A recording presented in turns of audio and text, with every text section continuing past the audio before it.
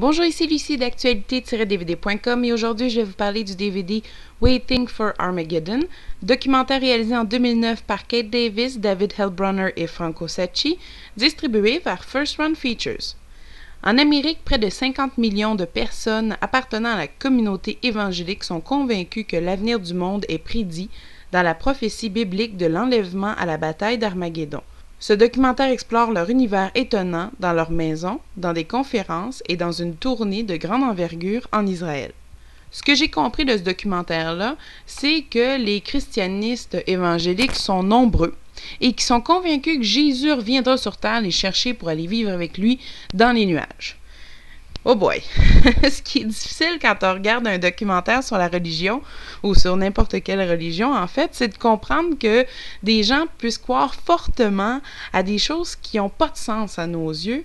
Et c'est là qu'on comprend ce que c'est que la foi, mais c'est aussi là que j'aime voir un film parce que j'en suis déstabilisée, je réagis, je colère par ma propre incompréhension et ma difficulté à rester neutre. J'ai eu envie de rentrer dans l'écran pour en shaker quelques-uns, puis je me suis mise à me questionner. Est-ce que je suis moins ouverte que je le crois? Ou en voulant montrer ce documentaire-là, les réalisateurs ont tout simplement voulu qu'on réagisse de cette façon, qu'on se rende compte de tous ces gens qui sont autour de nous, que toutes ces histoires-là qu'on entend sur les religions sont peut-être un petit peu plus près de nous qu'on le croit, et peut-être même que c'est eux qui nous mènent dans notre quotidien, puisqu'ils ont beaucoup d'influence sur les gouvernements. La fin du monde arrive et c'est pas eux qui ont inventé ça, toutes les religions le prédisent.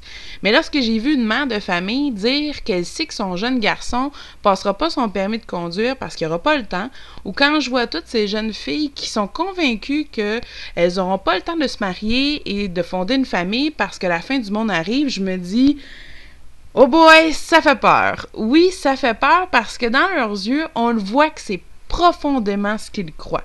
Je le redis, la fin du monde arrive et pour eux, elle sera sous forme de tsunami, tremblement de terre, ouragan. Alors d'un côté, on nous dit que c'est Dieu qui veut cette fin du monde et qu'il le démontrera par la nature. Et de l'autre côté, on nous montre aussi que c'est par des pouvoirs politiques, donc le gouvernement américain ici, qu'on tente en fait de créer une alliance entre les évangélistes et Israël. Une alliance qui pourrait mettre en scène ce que les leaders évangéliques appellent la Troisième Guerre mondiale. Quand même, là, on parle de quelque chose d'assez sérieux ici, là. On nous dit aussi que l'American Evangelicals donne 75 millions de dollars par année pour supporter Israël. Ça fait pas mal d'influence.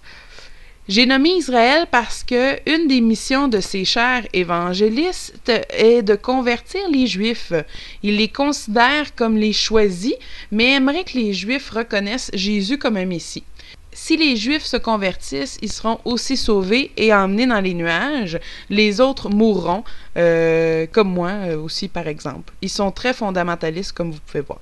Lors d'un voyage, ils se retrouvent dans un temple qui appartient maintenant aux musulmans, où le prophète Mohammed s'est préparé avant de faire son pèlerinage, et ce temple-là a déjà appartenu aux Juifs qui croyaient qu'il contenait les fondations du monde. Donc on comprend que la place est symbolique, c'est important.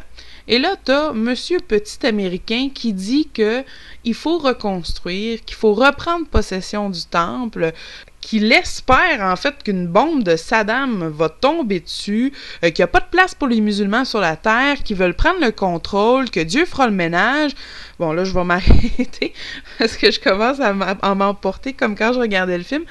Dans le fond, c'est très ironique parce qu'ils sont eux-mêmes partout, ils acceptent personne pour ce qu'ils sont vraiment. Ils sont très racistes. Finalement, ils se contredisent eux-mêmes. C'est un film qui va vous faire réagir, ça c'est sûr et certain. Sur le DVD, le langage disponible est l'anglais. Le film a une durée d'environ 74 minutes. Aucun sous-titre de disponible. Le format de l'image et les pistes sonores ne sont pas indiqués non plus. Dans les suppléments, alors on retrouve une table ronde avec les réalisateurs, qui est très intéressant, un message écrit des réalisateurs et leur biographie, et quelques bandes annonces. Finalement, si vous avez envie d'en apprendre un peu plus sur cette religion, sur l'être humain, et si vous avez surtout envie de voir un documentaire fascinant et intéressant, je vous recommande ce film et je vous propose également le documentaire Defamation de Yoav Shamir, qui traite aussi de religion et qui est également distribué par First Run Features. C'était Lucie, je vous remercie et bon visionnement!